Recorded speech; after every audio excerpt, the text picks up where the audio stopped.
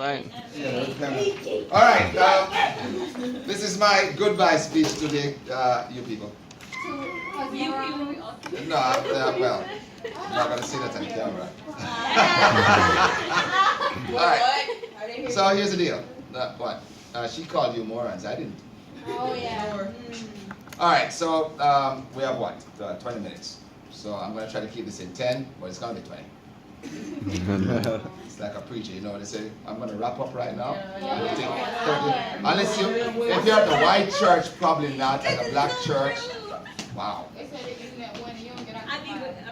That's right. Now, so you're gonna have your graduation in approximately what? 2 weeks? 3 weeks? 3 weeks. You know why they call it graduation? A commencement. Why do they call it a commencement? Beginning your life. Right, it's stepping into a new experience. It's ending one experience and starting a new one. Graduation is you have completed your training to this part. Now the real life begins, right? Now, I'm going to be honest with you. I know as a teacher, I've been doing this for many, many, many years. I've been teaching here for 12, but I've been teaching for a lot longer than that. And one of the things I know about teaching is 80% of my students forget 80% of what I teach them in the subject I teach them. You're right. So what I'm teaching you is not necessarily mathematics. I'm teaching you how to learn, how to approach life, and mathematics is the context in which I do that. Now for a person like me or for say Omar, where mathematics is a part of the way we look at things, it's different. If you go to a music teacher, they learn music differently than you would if you're not into music. Are you with me? If you ask Miss Johnson, for example, is not a native Spanish speaker, but she speaks Spanish very well, right? Vacations in Spanish countries and so on, because that's her interest, that's her life. So in my case, mathematics, in a manner of speaking, is my life. That's how I view life. But I know that most of you, if not all, probably everybody in this room, doesn't look at life that way. So for you, what we're teaching you is how to learn and how to approach life.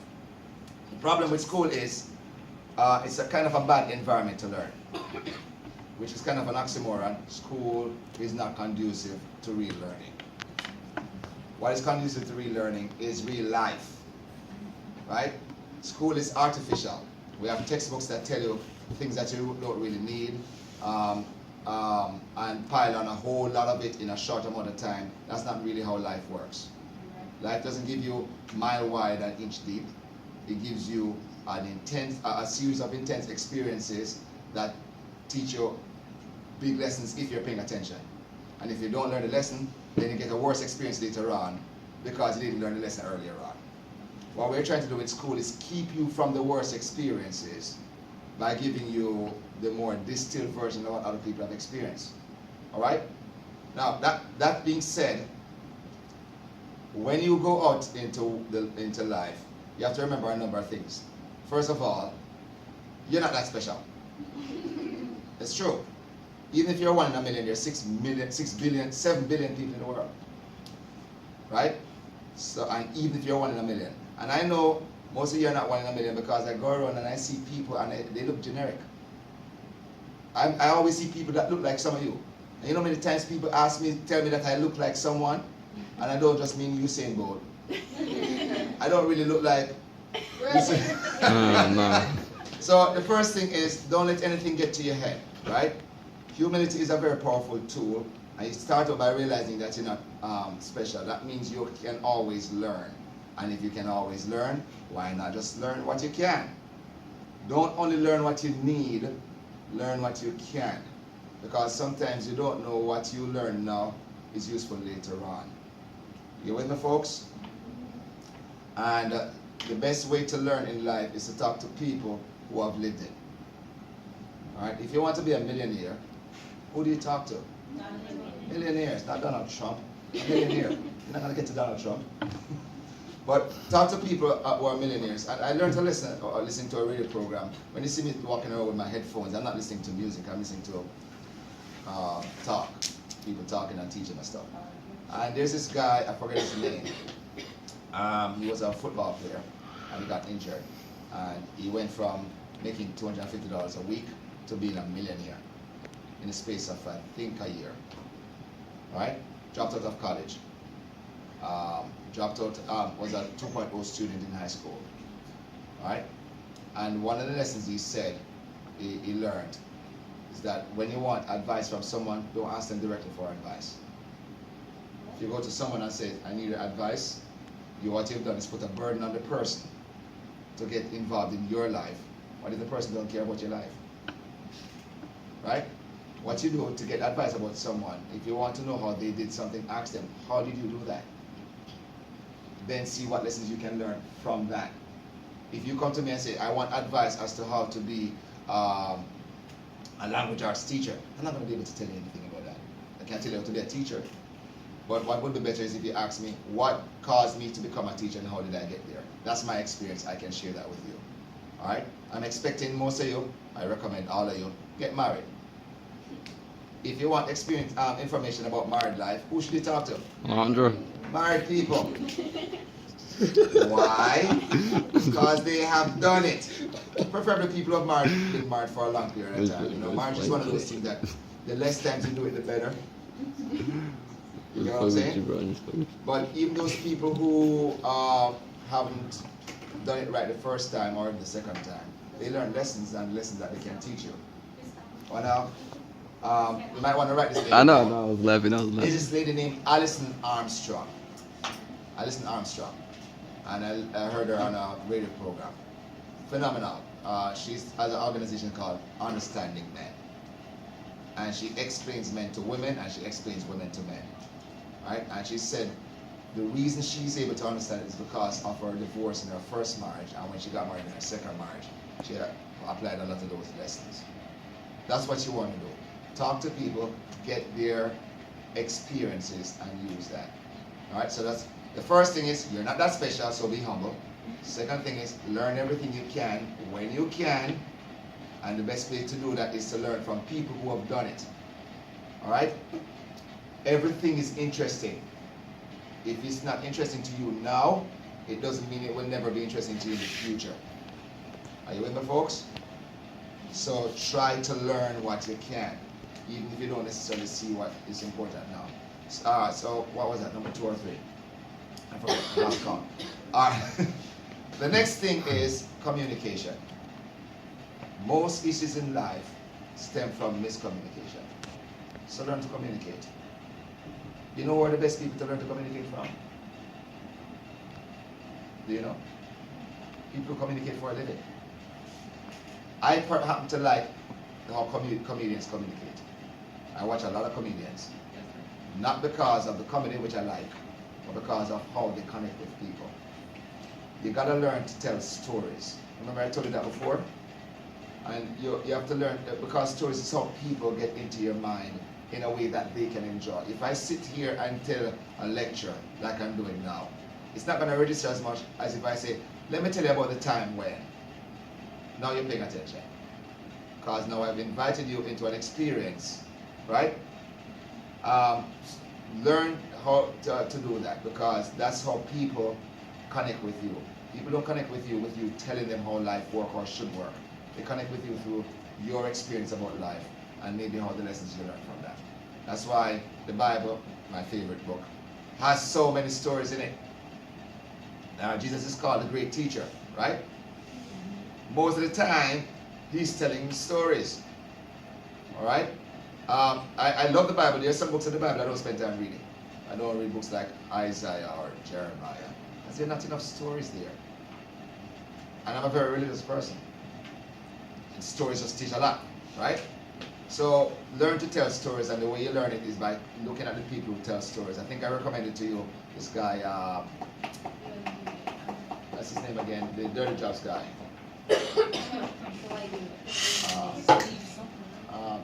He has a series called The Way I Heard It. Micro. Go look it up on YouTube or on Stitcher or wherever. Just look for The Way I Heard It or Micro. He tells stories in a phenomenal way. All of them are historically based. You learn a lot about history, and he tells it in a 5 to 7 minutes time period. And the way he tells a story, if you can talk to someone that way, you will have their attention for hours. All right? So learn to communicate, learn how to tell a story. All right? Here's the other part. Learn how to listen. One of the most frustrating things as a teacher is that people don't listen. And when I say people, I don't just mean students. I mean people in general don't listen. All right? My frustration with the adults in the education system is that they don't listen. Most times we are waiting to talk or seeing what we can use from what you're saying to our advantage. We're not actually listening to what you're saying. As students, you have that experience too. You have some issues with some teachers, sometimes with me too. I know I don't listen because I really don't care about it. And you're trying to express your point and you're saying, oh, he's not listening, right? Yes. And some of your favorite teachers are the ones who actually listen. They're not the ones that you really learn much of their subject from. It's just that they pay attention to your life, right? And they add value to it by responding based on where you are. So if you want to have value, you have to listen as well. There's a guy named Dale Carnegie, was around in the early 1900s, wrote a book called How to Win Friends and Influence People, right? And one of the things he used to do was, when he goes to parties, people would always want to talk to him. And he's famous, he's well known. But what he would always do is come up with a series of questions to ask people to draw their lives. So before you know it, within a few minutes, he has a person talking to him and telling him about their experience. And then when they'll go away, they'll say he's the best person at the party because he got them to talk about their life because he listens. Are you with me? If you're a good listener, people are always going to want to hang around you because people like to talk about themselves and about their experiences. That's why therapists can charge $250 an hour for someone to just tell them what they'll tell their friend normal for free. All right? It's true. All right, so what did I say to you? You're not special, so be humble. Learn all you can, right? And the best people to learn from are people who have experienced it. Learn to communicate, learn to speak. Watch people like comedians and to some degree pastors and like motivational speakers. Watch TED Talks. TED Talks are designed to deliver a point in 18 minutes. It has to be precise. They go through training. They don't do this randomly. Where if I were to do a TED Talk, I can't do it like I'm doing right now. I can't talk off the top of my head. I have to have something prepared. If you watch and listen to more of that, you will learn how to deliver your points clearly. All right? So comedians are my favorite. Comedians do the same thing too. They train and they do trial and error. Learn how to tell stories because stories connect with people. All right? And learn how to listen. Listen carefully. I'm not going to tell you how to listen. Go look it up on YouTube. All right? Next thing, and this is a little delicate point, I guess. Nowadays, truth is a precious commodity. You know what I mean by that? All right, let me give you an illustration. In the Weimar Republic, which was in Germany, just around before the Nazis came to power in the 1930s, the economy was so unstable that what you could buy with a bundle of cash this morning, you wouldn't be able to buy this afternoon. That's how unstable it was, right? So cash wasn't very valuable because it was so unstable. The currency was so unstable.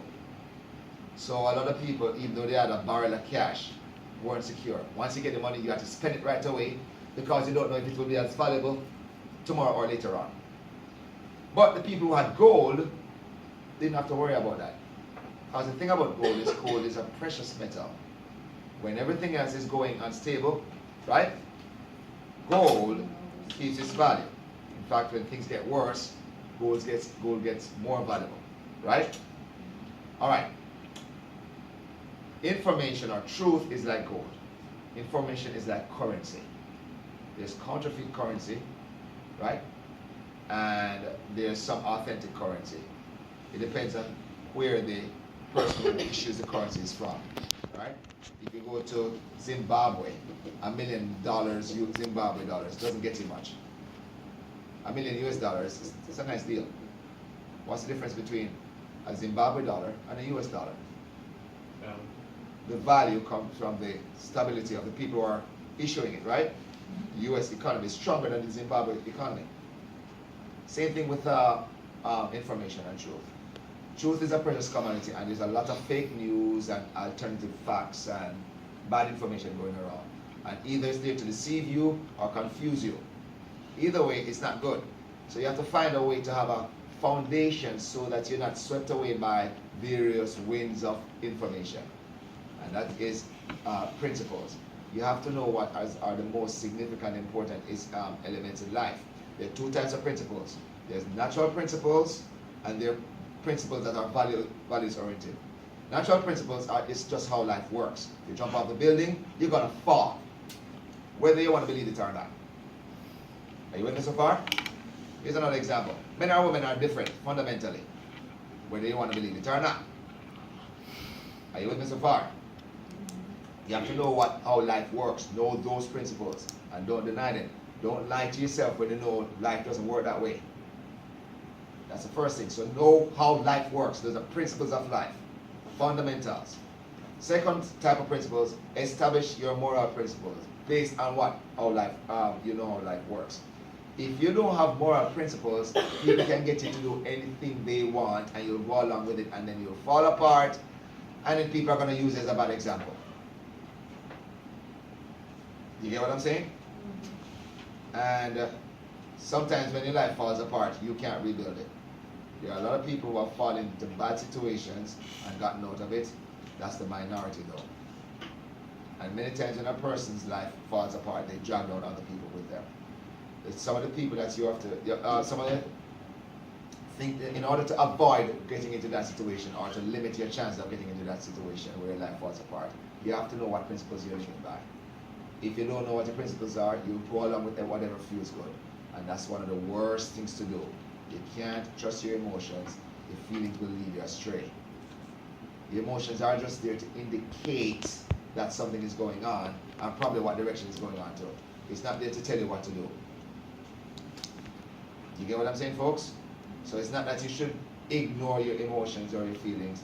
It means that you should not make them direct your life. They are indicators. They tell you what's going on, at least alert you to something going on.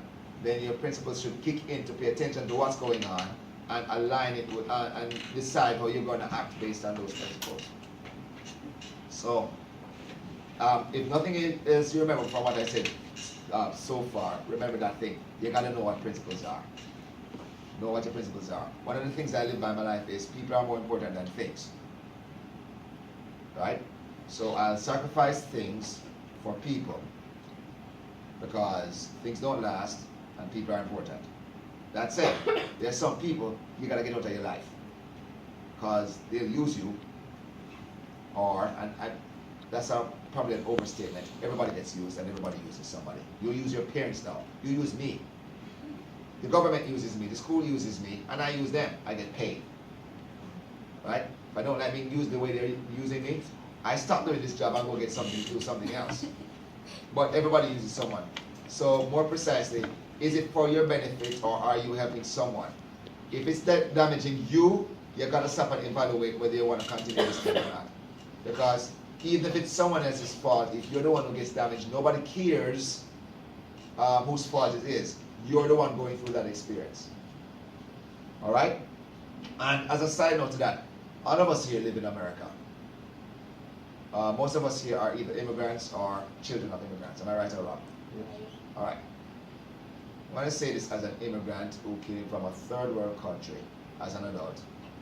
So I spent all of my childhood years in Jamaica, right? I love being Jamaican. I'm very happy that I was fortunate enough to be born in America, to be born in Jamaica. I wouldn't have it any other way. I'm glad I completed school, at least high school in Jamaica, right? But America is the greatest country in the world, right? And don't let anybody else tell you any foolishness about that. That is not.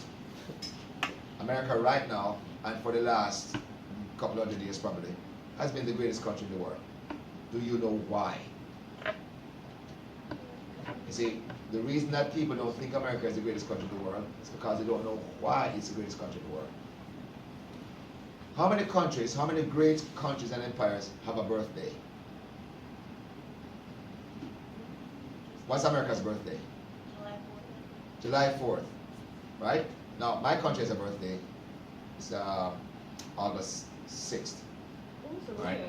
But there are not many Independence Days for countries as large as America. Russia doesn't have an Independence Day. Britain doesn't have an Independence Day, right? America does. And independence, the thing about the independence of America is what marked America's birthday. What marked America's birthday? The what? The separation from it. What was that? Like when it became its own country, not. Right, but what was the thing that made it? The separation from Britain. What declared the separation from Britain? A war.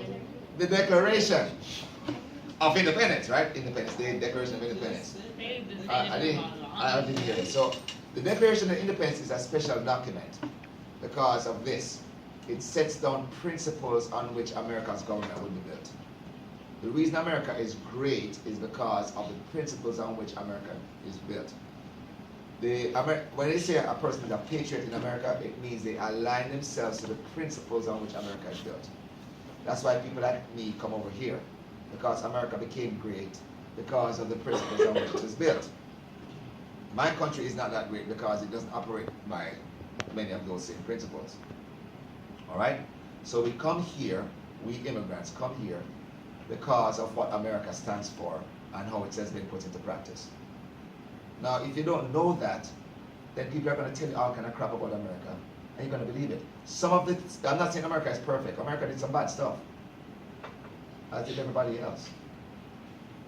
But we come here and we're not rushing to leave, right?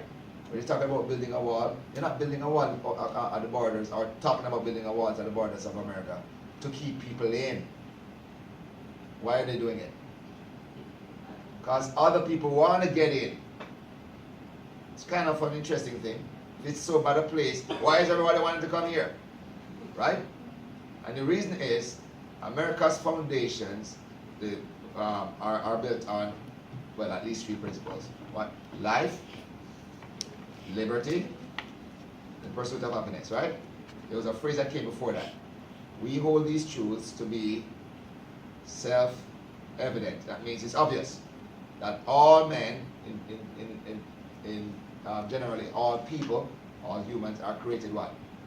Equal and endowed by the Creator with certain unalienable rights, right? These 3 rights come from God, not from government, not from your community, not from your society. Life, liberty, and the pursuit of happiness. That means you have a right to live your life how you want and pursue your happiness how you want, but you can't keep other people from doing that. Your freedom is dependent on somebody else also being free to live your life. That's the foundation.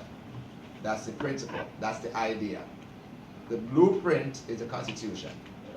And then we are the architects. We live by the Constitution. But the principle is delineated in the Declaration of Independence. That's America. If you're living in America now, you're fortunate, you're not a victim. Do not go out into the world thinking that you're a victim. If you're living in America, you're better off than 90% of the people in the world. 90%. You get what I'm saying, folks? A middle-class person in Europe lives like what a person we call poor lives in America. You get what I'm saying, people? So don't go out there with a victim mentality. You're not a victim. You're in control of your life. Make sure you make use of that. Don't let people tell you foolishness that make you feel like other people are using you. If people are using you and you don't want to be used, step out of that situation and take control of your life. We good? That's all the time we have for today. Join us again next time.